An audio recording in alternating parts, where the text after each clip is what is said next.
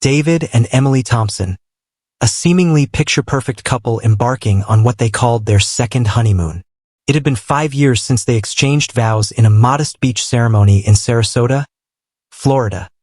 5 years filled with hopes, heartbreaks, and quiet compromise. The cruise was meant to be a fresh start.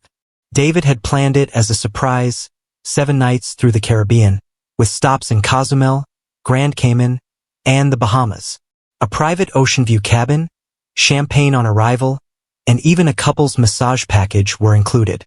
He booked it all with precision, saving up for months without telling Emily. She had seemed distant lately, quieter than usual, often glued to her phone during dinner, her laughter reserved for private texts. But David thought a tropical escape might remind her of what they used to have. "It's beautiful," Emily had whispered as they stepped aboard, her eyes wide at the sheer grandeur of the Serenity Star. It boasted 10 decks, an infinity pool, glass elevators, an onboard theater, and over a dozen restaurants and bars. It was more than a ship. It was a floating paradise. David, a conservative and slightly reserved accountant, wasn't one for flamboyant experiences. But he indulged Emily because he loved her. She, in contrast, was a free spirit, warm, magnetic, and effortlessly charming. A former yoga instructor turned lifestyle influencer, she attracted attention wherever she went. David often joked that her smile could light up a city block. They settled into Cabin 707, a cozy suite with a private balcony. As Emily leaned against the railing, letting the sea breeze play with her hair, David watched her and smiled. For the first time in months, she looked content. "Happy?" he asked. She turned and kissed him lightly on the cheek. "This might be exactly what we needed." David believed her. The first evening on board was pure magic. Passengers gathered on the top deck for a grand sail-away party. Steel drums played Caribbean rhythms as servers moved through the crowd with trays of colorful cocktails. David sipped a rum punch while Emily danced barefoot to the music. She looked radiant in a flowing red sundress, her laughter carried by the wind. Later, at the captain's welcome gala, they dressed in formal attire and dined on lobster and filet mignon. That was the first time they saw Captain Lorenzo Moretti, tall, tanned, and movie star handsome, with a confident stride and an Italian accent that turned heads. He stood on the stage, addressing the guests. "Ladies and gentlemen, welcome aboard the Serenity Star. For the next 7 days, leave your worries behind and sail into paradise with us." Applause roared across the room. David barely noticed, too focused on Emily, who was watching the captain intently. "He's charming," she said casually, sipping her wine. David nodded. She smiled, not arguing. Over the next few days, David tried to follow the itinerary they had planned together. Snorkeling in Cozumel, salsa night by the pool, and early morning breakfasts on the balcony. But Emily kept deviating. She'd wake up early and wander the decks alone. She skipped salsa, claiming she had a headache, and she started joining fitness mornings on the top deck by herself. "She just needs space," David reassured himself. One afternoon, while David browsed the souvenir shop, he caught a glimpse of Emily at the bar talking to Captain Moretti. It seemed innocent enough, a casual conversation between guest and officer. But something about her body language was different. She leaned in, laughed more than usual, and brushed her hair behind her ear the way she always did when flirting. David stood frozen by the doorway, a growing unease settling in his chest. That night, Emily returned late to the cabin, saying she had stayed at the spa. She smelled faintly of cologne. Not her usual floral perfume, but something musky and foreign. David said nothing. He didn't want to come off as paranoid. Maybe he was imagining things. Maybe the stress of recent months was catching up to him. But something inside him knew. Deep down, some primal alarm had been triggered. The same one that rings just before everything in a man's life begins to collapse. On day 3, they had signed up for a couple's massage. Emily canceled last minute, saying she had a yoga class she didn't want to miss. David went alone, lying on the massage table, staring at the ceiling, his mind spinning. He thought about their early years, How they used to laugh over cheap wine and watch horror movies wrapped in a single blanket. When did they start feeling like strangers? By evening, Emily was in high spirits more than usual. She suggested they go dancing. Maybe we're finally syncing up again, David thought. But when they got to the nightclub, she kept checking her phone. Then she left mid-song, claiming she needed the restroom, and never returned. David stayed behind, nursing a drink, while watching couples sway to slow music. After an hour, he went looking for her. He checked the cabin. Empty. He checked the spa. No sign. And then something told him, check the upper deck. That's when the seed of suspicion turned into a dagger. He found her not alone. From a shadowed corner near the observation deck, he saw her silhouette through a frosted glass panel, locked in a kiss with the captain. Her hands were on his chest. His mouth trailed down her neck. It was no friendly embrace. David stepped back into the darkness, heart pounding, blood rushing to his ears. The sound of the ocean around him suddenly felt like roaring waves crashing through his skull. He wanted to scream. He wanted to run. But instead, he walked slowly back to the cabin. And that night, as Emily returned and curled up beside him as if nothing happened, David lay awake, staring at the ceiling. In that moment, something inside him broke. He no longer thought of saving the marriage. He started thinking about how to end it. Forever, David barely slept. As the Serenity Star gently rocked through Caribbean waters under the moonlight, his mind was still. Not blank, but eerily focused. Lying on his back in cabin 707, he could feel Emily's warm breath on his shoulder. She had curled into him like everything was fine, like she hadn't just spent the last hour in another man's arms. In that silence, with her so close yet so far, David's thoughts began to shift. Not toward forgiveness, but toward calculation. Every betrayal has a breaking point. David had reached his. By morning, Emily was cheerful. Too cheerful. Let's grab breakfast on the pool deck, she chirped, slipping into a sundress. David nodded quietly. He stared at her with hollow eyes, noting the way she hummed as she put on mascara, how she casually flipped through her phone. It was as if she hadn't just detonated their marriage in secret. He tried to picture the version of her he used to know, the one who cried when he surprised her with her first yoga studio. The one who wrapped herself around him every night in their small apartment. That version was gone, replaced by someone he didn't recognize. Someone who could lie effortlessly. Someone who could cheat and then sleep beside him without remorse. Over scrambled eggs and pineapple juice, David observed her. She was texting again, smiling at her phone in that secretive way. Occasionally, she'd glance across the deck. David followed her eyes. Captain Lorenzo Moretti, dressed in his formal white and navy uniform, the captain stood by the railing, addressing a few older guests and posing for pictures. He didn't look their way. Not once. That told David everything. This wasn't a fling born out of desperation. It was calculated. And Captain Moretti was a practiced man. Confident. Suave. A man used to getting what he wanted. He wasn't just seducing guests, he was hunting them. David clenched his fists under the table.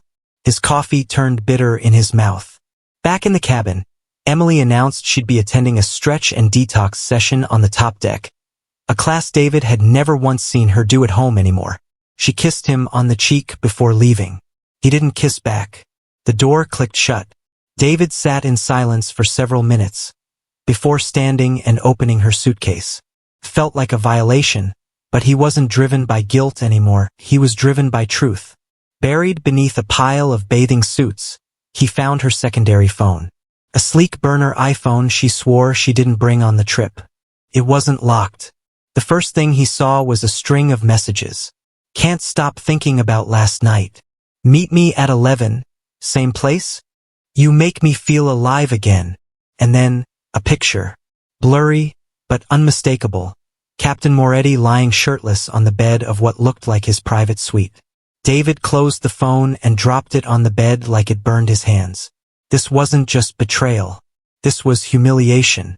She hadn't even bothered to hide it well. For the rest of the day, David followed her. He didn't speak much. He just watched, observed, measured her movements. Emily became more obvious now that he was paying attention. She'd check her reflection more often. She'd disappear between scheduled events. And every time the captain passed by, she blushed or looked away too quickly. David's heart had turned to stone. He no longer hoped for an apology or an explanation. There was nothing she could say that would undo what she had done. By the time night fell, the storm inside David had fully formed. That evening, while the ship glided through calm, moonlit waters, David sat alone in the ship's library, hidden behind shelves of romance novels and nautical history. He wasn't reading. He was thinking, calculating. He wasn't a violent man. He'd never been in a fight. He didn't even raise his voice during arguments. But betrayal has a way of rewriting who you are.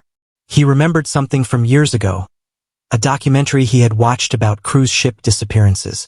A haunting statistic had stood out. Over 200 people vanish on cruise ships every year. Most are never recovered. Some fall. Some jump. Some are pushed. Some are forgotten. At midnight, Emily returned to the cabin. She was flushed, giggly, and glowing in a way that made David sick to his stomach. "I went to the deck bar with those ladies from the dance class," she said, kicking off her heels. "We had a few too many mojitos." David nodded, pretending to scroll on his phone. "You okay?" she asked, noticing his silence. "Yeah," he said flatly. "I just thought maybe tomorrow we could go for a walk. Just the two of us. Under the stars. Like old times." She paused for a second, almost suspicious, but then smiled. "That sounds nice." "Great," he replied. His voice was calm, almost too calm. That night, while Emily slept beside him again, David stared at the ceiling. He no longer had questions. He had a plan. The seduction hadn't happened overnight. It began with a glance, one of those fleeting, harmless looks that passes between strangers in a crowd. Emily noticed him first. On the second evening aboard the Serenity Star, while sipping a mojito in the Sky Lounge and watching the ocean swallow the sun, her eyes landed on Captain Lorenzo Moretti. Tall, sharply dressed, and built like a man who commanded not just a ship but every room he entered, Moretti wasn't hard to notice. His jet black hair was slicked back, but not stiff. His jaw was clean-shaven, square, and intimidatingly symmetrical. And his eyes, deep, intelligent, and unreadable, moved with the awareness of a predator scanning his terrain. Emily was no stranger to attention. She had been turning heads since high school, but in Captain Moretti's gaze, there was something different. Something that made her skin flush and her thoughts drift far from her husband. It started with flattery. The morning after the captain's gala, Emily went up to the top deck for her usual yoga stretch, alone. David had stayed in the room, nursing a headache and a grumpy mood that had shadowed him since they boarded. After the class ended, Emily stayed behind to stretch. That's when she heard his voice behind her. "You move like someone who belongs on a stage, not just a mat." She turned, startled, and found herself staring directly into the captain's eyes. "Oh," she laughed nervously. "I didn't realize you were watching."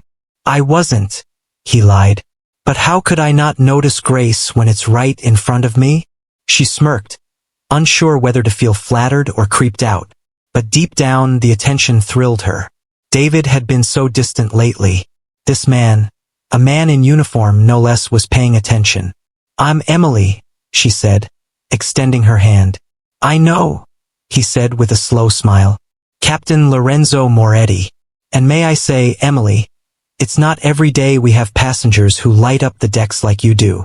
It was cheesy, inappropriate, completely unprofessional, and utterly intoxicating. The second encounter was planned. Later that afternoon, Emily received a note slipped under her cabin door. It was folded neatly, elegant paper, embossed with the cruise line's gold insignia. Simply read, "Care to join the captain for a private cocktail at the bridge? Tonight, midnight." Discreetly. No signature. No instructions. Her heart pounded. She knew she shouldn't go. She told herself she'd throw the note away. But when David passed out after dinner, 3 glasses of wine and too many rich desserts, Emily tiptoed out of the cabin, heart thudding against her ribs. She made her way up, careful to avoid cameras and crowds. The ship was dim and quiet at that hour, except for the hum of the engines and the gentle slap of waves against steel. Captain Moretti greeted her at the bridge, where the crew had long since rotated shifts. He handed her a martini already made. "No cameras here," he said smoothly. "It's the only place on this ship where freedom still exists." She took the drink, her hands trembling slightly. For 20 minutes, they talked about the sea, the loneliness of marriage, the thrill of danger. He told her he had been divorced twice. "Couldn't be tied down," he said. "I belong to the water." Emily admitted she sometimes wondered if she was living someone else's life. If marriage, predictability, and compromise had swallowed the wildness she once had. And then he leaned in. She didn't stop him. The first kiss was electric. It wasn't gentle. It wasn't slow. It was desperate. The kiss of two people trying to remember what it felt like to want something more than routine, more than comfort. She melted into him. Her wedding ring felt heavy on her finger, like a shackle she didn't remember putting on. They didn't sleep together that night, but what happened between them might have been worse. They shared secrets, vulnerabilities. They created intimacy that would prove far more dangerous than sex. The affair escalated quickly. By day 4, it was physical. Emily began inventing schedules, fitness classes, spa bookings, photography meetups, all lies to cover her absences. Captain Moretti had a private suite located just beneath the bridge, far from passenger decks. It was lavish, surprisingly so, decorated in teakwood and leather, stocked with fine liquor and even finer silk sheets. She visited during the day while David napped, or in the early morning under the excuse of sunrise meditation. Every rendezvous grew more intense. The boundaries blurred between lust and obsession. He whispered in her ear that she was too alive for a man like David. "He doesn't see you," the captain would say, brushing his lips against her neck. "But I do." And a part of her believed him. She began fantasizing about what life would be like off the ship. Running away, disappearing, starting over. The fantasy felt clearer than her marriage ever had. She began pulling away from David. Small things first, less physical affection, less interest in shared activities. Then sharper things. Dismissive tone. Eye rolls. Texting during dinner. He asked her what was wrong once, and she replied coldly, "Maybe I'm just tired of pretending to be someone I'm not." David took the hint. But the more distant she became, the closer he watched. David wasn't stupid. He was just quiet. And quiet men don't always explode. Sometimes they calculate. The captain grew bolder, too. He began sending her notes openly through room service staff, coded in compliments about the sea. He left her a rose on the massage table once. One afternoon, he had a bottle of her favorite perfume delivered to her room. David asked about it. "Probably the spa," she said without meeting his eyes. The lie stung more than he expected. She didn't even try to make it believable. Then came the mistake. On the night of day 5, Emily and the captain didn't notice the security camera angle just above the rear staircase near deck 9. The footage would later show her slipping into the captain's restricted corridor at 11:42 p.m., wearing the same red robe she claimed to have lost. At 2:07 a.m., she left, hair messy, face flushed, coat missing. David, who had grown suspicious, went looking for her at 2:15 a.m. And though he didn't catch her walking out, he noticed the robe in a laundry bin beside the crew hallway. He stood still for several minutes. He wasn't angry anymore. He was done. Emily didn't notice the shift. By day 6, David was different. Quieter, calmer, more affectionate even. He suggested they do more things together. He smiled more, asked her questions about her childhood. She thought maybe the trip had worked. Maybe he sensed her slipping away and was trying harder. Maybe she could pull away from Moretti and pretend nothing happened. But David wasn't trying to save the marriage. He was giving her one last perfect day, like a goodbye. Their final night on the cruise would be unforgettable. For both of them, but for entirely different reasons.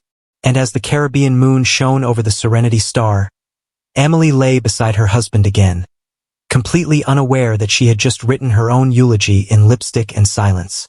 David didn't eat much the next morning. The ship was docking briefly in Grand Cayman, and most passengers were excitedly preparing for the offshore excursions, snorkeling in crystal-clear waters, shopping at the port, or lounging on 7 Mile Beach. But David stayed behind. He told Emily he wasn't feeling well. She seemed only mildly concerned. "That's okay. I might go ashore with some of the girls I met in yoga," she said, already scrolling on her phone. "I'll be back before sunset." David nodded slowly. "Be careful." "I will." She kissed him quickly. Too quickly. Her lips were cold. Felt like a habit more than affection. She didn't go with any yoga girls. She met Captain Moretti at the portside Marina Lounge, behind a closed area meant only for senior crew. One of the cleaning staff on Moretti's secret payroll snuck her in through the service entrance. It was routine by now. They spent the afternoon drinking cocktails in the captain's quarters. It wasn't even about secrecy anymore. The danger itself was the aphrodisiac. Lorenzo told her stories of dangerous voyages and storms at sea, how he once steered a ship through a hurricane, how he never loved a woman the way he could love her. "He doesn't know who you are," Lorenzo whispered, his fingers wrapped around hers. "But I see you, Emily. I know what you need." She felt alive again. She was also careless. Back in the cabin, David was not sick. He had been busy. He spent the afternoon doing something he never thought he would, trailing his wife. He had bribed a junior waiter the night before with a $200 tip and a simple request: "Tell me where she goes." At 2 p.m., the message arrived on his onboard tablet. Deck 3, Crew Access Hall, with Captain M. That was all David needed. He didn't confront her. Not yet. He wanted evidence. Truth. Finality. So he followed. David descended into parts of the ship most guests never saw. Utility corridors, staff stairs, service alleys that smelled like bleach and engine oil. He moved slowly, staying hidden behind laundry carts and maintenance boxes. He paused behind a steel maintenance door that was slightly ajar. Beyond it was the corridor to the captain's private quarters. He leaned forward, heart pounding in his ears. That's when he saw her, through a narrow glass slit on the hallway door. Emily, hair tied up, dress wrinkled, straddling the captain, her head thrown back, laughter echoing faintly against the bulkheads. Her wedding ring sparkled under the cheap corridor lights, glinting like a mocking symbol of everything David thought they were. He stood frozen. Every cell in his body wanted to scream, to kick in the door, to rip them apart. But he didn't move. He watched, his jaw clenched so tightly it hurt. Then he turned and walked away. Not to weep, not to rage, to plan. That evening, Emily returned to the room flushed and glowing. "You won't believe how beautiful Grand Cayman was," she said casually, slipping off her sandals. "I should have made you come." David looked up from his book and smiled faintly. "Next time. You're not upset you stayed behind?" "Not at all," he said. "Actually, I was thinking, this trip's almost over. Maybe tonight we do something special. One last night under the stars." She paused, caught off guard. "Special?" "A walk," he said. "After dinner. Just you and me. Like we used to." There was a strange tone in his voice. Something final. Something deliberate. But Emily, arrogant in her affair, emboldened by her secret, missed it entirely. "Sure," she said. "That sounds nice." The night was clear. The Serenity Star glided silently across black ocean waters. Most of the guests were indoors enjoying the farewell party or watching the live magic show in the theater. The top deck was nearly empty. Perfect. David led Emily to the aft observation deck, far from the restaurants and bars. It overlooked the ship's massive wake, a frothy white trail carving through the dark sea. No cameras, no staff, just the wind, the water, and the silence. They stood side by side, leaning on the railing. "It's beautiful," Emily said. David didn't respond. She turned toward him. "You okay?" "I just wanted to ask you something," he said slowly. She smiled nervously. "Okay. Do you love him?" Her face dropped. For a moment silence reigned. What did you just say? David's voice was low, too calm, the kind of calm that made your skin crawl. I saw you, he said flatly. Yesterday, today, every second. Don't lie. Emily stepped back. David, it's not what you think. I saw you, he exploded. The deck's silence shattered. His face wasn't wet with tears, just cold fury. You've been sneaking around, sleeping with him, then crawling into bed with me like nothing. I didn't mean to be a liar? A cheat? Throw everything away for a fling with the captain. Tears welled in her eyes. You stopped seeing me. I needed to feel alive. He laughed darkly. Alive? Let me help with that. He turned to the railing. David, what are you? She never finished. He grabbed her wrist. She screamed. David, stop. She fought, kicked, clawed. He didn't stop. I gave you everything, he growled. Please. Her back hit the railing. Say goodbye, he whispered. No. He shoved. She screamed. Then a splash. Then silence. David stood still. The ship sailed on. No alarms. No witnesses. Back in their cabin, he showered, packed her clothes, and called the desk. My wife hasn't come back. I'm getting worried. Morning came. Serenity Star glided toward Miami. Cabin 707 stayed quiet. David sipped coffee, hollow-eyed. Not guilt. Just wait. At 8 a.m. he called again. She never returned. Maybe out with friends. Calm. Just concerned enough. Security started searching. A report was filed. Footage reviewed. But Deck 10? Nothing from 11:45 to 2 a.m. A dead zone. Captain Moretti was alerted. She was seen in your suite, security said. She asked about the bridge, he claimed. Unscheduled. Unauthorized. He was suspended. A cleaner reported hearing a couple arguing. Around midnight. Couldn't ID them.